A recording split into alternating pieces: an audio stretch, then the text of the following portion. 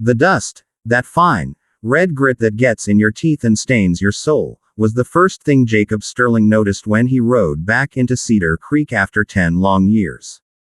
The second was the silence. It was a heavy, watchful thing, broken only by the whine of a rusty sign swinging on a chain and the distant, forlorn lowing of a single cow.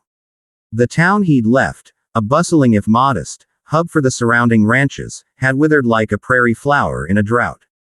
He nudged his buckskin ghost forward down the main street.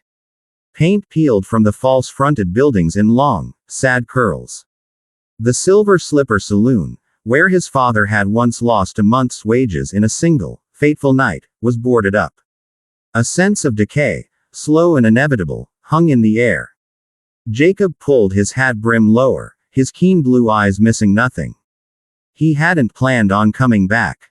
A man doesn't easily return to the place where his family name became synonymous with disgrace. But a dying man's letter, a former ranch hand of his father's, had spoken of trouble, of a strangeness that had settled over the Sterling land, now known as the McCready spread. He was about to turn towards the old homestead when a sound, sharp and desperate, cut through the oppressive quiet. It was the cry of a child. A small boy, no more than 5, with hair the color of sun-bleached wheat, came tearing out from between the livery stable and the abandoned sheriff's office. His face was streaked with tears and dirt, his eyes wide with a terror that was immediate and real. "Mama!" he screamed, his voice cracking. "Mama!" He didn't see Jacob, didn't see anything but the empty street ahead of him. He stumbled on a loose stone and fell hard, a cloud of red dust puffing up around his small frame. In an instant, Jacob was off his horse, his long legs covering the ground in 3 strides. He knelt, his calloused hands gentle as he helped the boy to his feet. "Whoa there, son. Easy now." Jacob's voice was a low rumble, a sound unused to softness. "What's got you all fired up?" The boy looked up, his breath coming in ragged hitches. He pointed a trembling finger back towards the alley. The bad man. He's got my mama in the stable." He was yellin'. Jacob's blood went cold. He didn't need to ask who the bad man was. Harlan McCready had a reputation that stretched far beyond Cedar Creek. A land-hungry brute who'd won the Sterling Ranch in that card game. He'd built his empire on intimidation and sharp practice. Jacob's own father had drunk himself to death not a year after losing everything to him. "You stay right here with my horse," Jacob said, his voice now tight as a bowstring. "His name's Ghost. He's a good fella. You can pat his neck. I'll go see about your mama." The boy nodded, his small hand clutching the buckskin stirrup leather as if it were a lifeline. Jacob turned, his hand dropping to the worn walnut grip of the Colt Peacemaker on his hip. He moved into the shadows of the alley, silent as the predator he'd learned to be in his years drifting from one range war to another. The double doors of the livery were half closed. Inside, the air was thick with the smell of hay, horseflesh, and fear. "Think you're too good, is that it?" A man's voice snarled. It was a voice coarsened by whiskey and cruelty. "McCready, your airs and graces don't mean a thing out here. You're my cook and housekeeper, and you'll do as I say." "I will not be manhandled, Mr. McCready," a woman's voice replied. It was strained, but held a core of steel that surprised Jacob. It was an educated voice, a voice that didn't belong in this dying town. "My duties were clearly defined. This is not part of them." Jacob pushed the door open just enough to see Harlan McCready, a bull of a man with a florid face and a thick, dark beard streaked with gray, had a woman backed into an empty stall. He had her by the wrist, his grip so tight her knuckles were white. She was slight, dressed in a simple, faded calico dress, but she held herself with a defiant grace. Her hair, the same sun-bleached wheat as the boy's, had escaped its pins and fell in soft waves around a face that was both terrified and fiercely determined. "Your duties are what I say they are," McCready growled, pulling her closer. That was enough. Jacob stepped fully into the light, his frame filling the doorway. "The lady said no," he said, his voice quiet but carrying the weight of finality. McCready spun around, his surprise quickly curdling into recognition and contempt. He released the woman's wrist, shoving her away. She stumbled back, her hand flying to her throat. Well, I'll be damned, McCready spat. The prodigal son returns. Jacob Sterling. I heard you were dead. Disappointed. Jacob's eyes never left McCready's face. He took in the man's expensive, though dust-covered, suit, the diamond stickpin, the smug arrogance in his piggish eyes. This is none of your concern, Sterling. This woman is in my employ. This is my town. You got no business here. I'm making it my business, Jacob said. He took a step forward. I don't take kindly to seeing women bullied. Seems some things haven't changed in 10 years. A flicker of unease crossed McCready's face, there and gone in an instant. He was a bully, and bullies rarely fare well in a fair fight. He knew Jacob's reputation with a gun, earned in places far rougher than Cedar Creek. This isn't over, McCready snarled, pointing a thick finger first at Jacob, then at the woman. Neither of you. He shouldered past Jacob and stormed out of the stable, the doors swinging violently behind him. The tension in the stable seemed to leak away, leaving only the sound of the woman's shaky breaths. She smoothed her dress with trembling hands, then looked at Jacob, her eyes, a startling shade of green, wide with a mixture of gratitude and apprehension. Thank you, sir, she whispered. I don't know what he would have done. It's best not to think on it, Jacob said, his manner softening. He tipped his hat. Jacob Sterling, ma'am. Eleanor Vance, she replied. Then her eyes widened again. My boy, Billy. He's safe, Jacob assured her. He's outside with my horse. She rushed past him, and Jacob followed. The sight that met him in the street was a small balm to his hardened heart. The boy, Billy, was still clinging to the stirrup, whispering secrets into Ghost's twitching ear. The horse, usually wary of strangers, stood perfectly still, as if understanding the child's need. Billy, Eleanor cried, sweeping the boy into her arms. She held him tightly, burying her face in his hair. Oh, my darling, you're safe. The cowboy saved us, Mama, Billy said, his voice muffled against her shoulder. His name's Mr. Jacob. Eleanor looked up at Jacob, her eyes glistening. Thank you, she said again, and this time the words held the weight of her entire world. He learned their story in pieces over the next few days. He took a room at the only functioning boarding house, a dismal place run by a woman who looked at him as if he were a ghost. Eleanor, he discovered, was a widow from Boston. Her husband, a clerk with grand ambitions, had invested everything in a business venture with Harlan McCready, lured west by promises of wealth.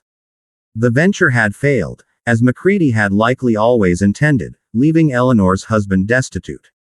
He'd taken ill and died soon after, leaving Eleanor and Billy stranded, forced to work for McCready to pay off a debt that seemed to magically grow each month. Jacob felt a slow-burning anger kindle within him. It was a familiar pattern. McCready used people, drained them, and discarded them. He had done it to Jacob's father, and now he was doing it to this gentle, well-spoken woman and her innocent son. He started doing odd jobs around town, fixing fences for the few remaining homesteaders, more to have an excuse to stay than for the meager pay. He found himself drawn to the old Sterling ranch, now the McCready spread. He'd ride to the high ridge overlooking the property, a place where he'd dreamed his boyhood dreams, and watch. He saw the way McCready's men, a rough-looking lot, watched Eleanor as she hung the washing. He saw the loneliness in her posture, the way she shielded Billy from the world. And he saw something else. One evening, as he sat on the ridge, he saw Eleanor leave the main house and walk not towards the small cabin she shared with Billy, but towards the old family graveyard, a fenced-off plot on a small hill overlooking the creek. She stood before one of the older, weathered headstones for a long time, her head bowed. It was the grave of Jacob's mother, Sarah Sterling, who had died when he was just a boy. A strange choice for a stranger to visit. He confronted her about it the next day, finding her alone by the creek where she was drawing water. You visit my mother's grave, he said, not unkindly. She started, nearly dropping the bucket. She looked at him, her green eyes filled with a sudden, profound sorrow. It's a peaceful place, she said, her voice barely above a whisper. She seemed like she was kind. The inscription. Beloved wife and mother. She was, Jacob said. He paused, choosing his words carefully. Eleanor, there's more to your story than you're telling. A woman like you doesn't just end up here by chance. And you don't stand at the grave of a woman you never knew unless you're seeking solace or answers. A tear traced a clean path through the dust on her cheek. She looked down at the rushing water of the creek, its constant murmur a counterpoint to the silence of the town. My husband's name wasn't just Vance, she said finally. It was Vance McCready, Harlan's younger brother. Jacob stared at her, stunned.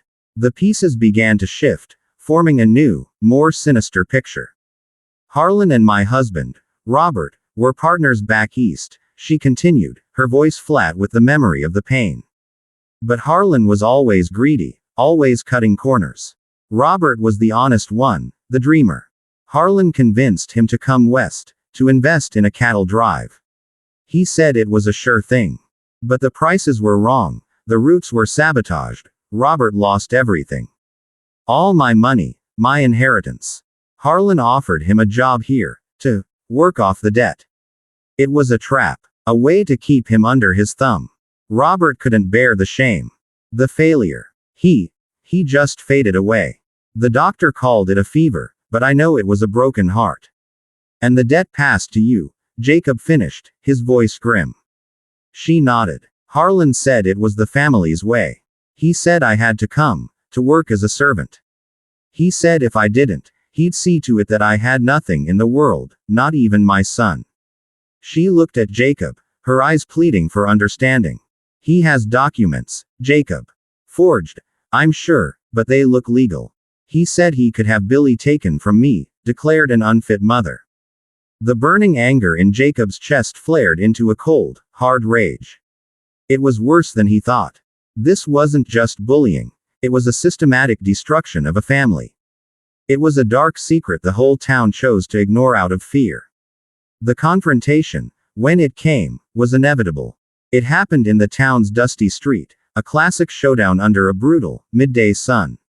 McCready, emboldened by whiskey and flanked by two of his hired guns, had come to the boarding house looking for Eleanor. She's skipping her duties, he bellowed. I want my property. Jacob stepped out onto the porch, the boards creaking under his weight. He didn't bother to look at the two gunmen, his gaze was fixed on McCready. She's not your property, Harlan. The debt is paid. More than paid. You're going to tear up those papers. You're going to let her and the boy go. And you're going to get on your horse and ride out of this town. McCready laughed, a harsh, ugly sound. Or what? You gonna shoot me, Sterling? Like your no-account father should have done. He was weak. Just like your mother was weak. Just like Robert was weak. I take what I want. It's the way of the world. The mention of his mother was a spark on tinder. You don't speak of her, Jacob said, his voice dangerously low. Why not? McCready jeered. Everyone in this town knows she couldn't stand the sight of your old man. Everyone knows she was looking for comfort elsewhere before she died. It was a lie, a vile, calculated lie designed to provoke him. But in that moment, Jacob saw the truth in the eyes of the few townsfolk who had gathered to watch from behind curtained windows. They knew the story. They had let this poison fester. One of the gunmen, a lean, rat-faced man, went for his pistol.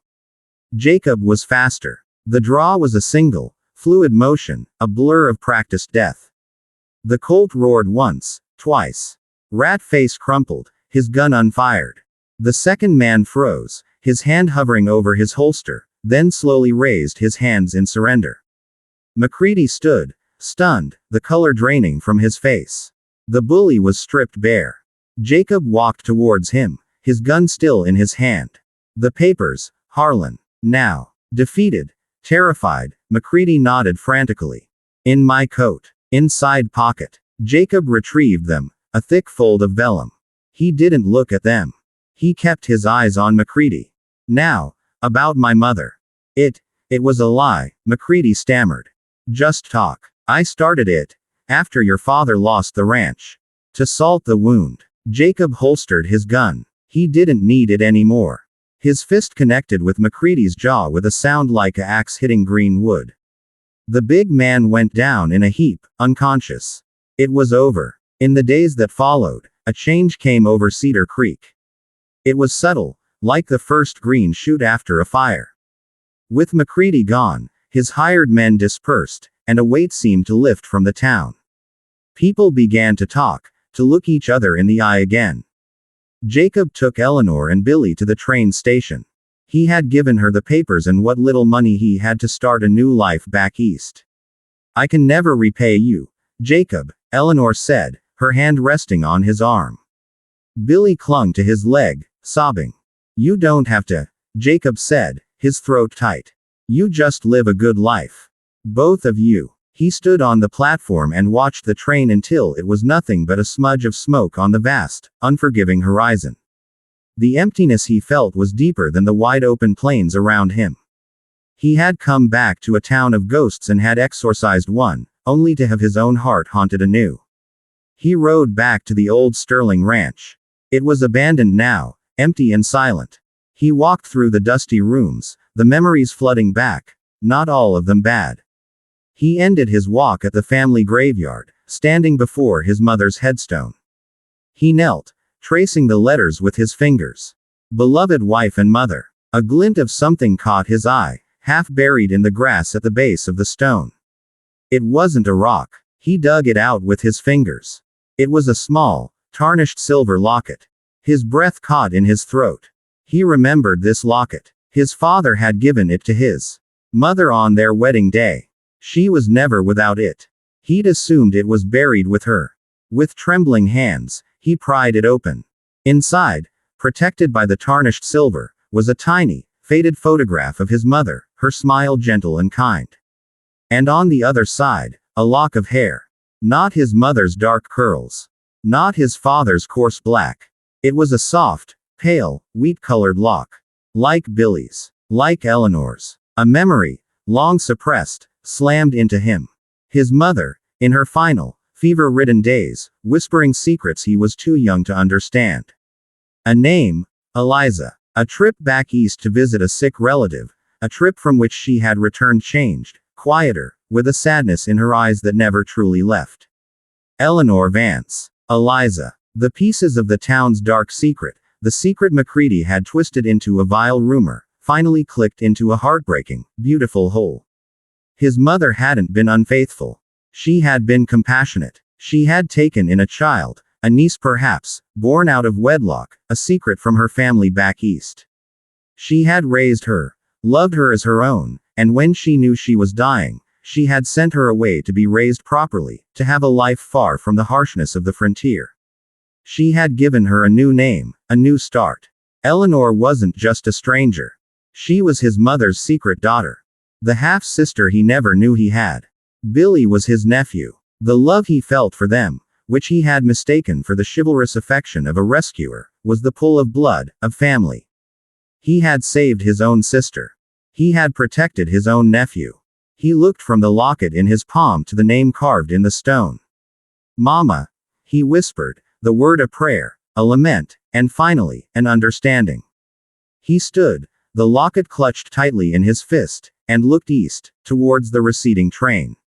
The cowboy's rescue had unleashed a love deeper than he'd known, exposed a betrayal that spanned generations, and uncovered a town's dark secret that was, at its heart, a story of a mother's enduring, protective love. And he knew, with a certainty as solid as the earth beneath his feet, that his drifting days were over. He was home, and he would be waiting for them when they returned.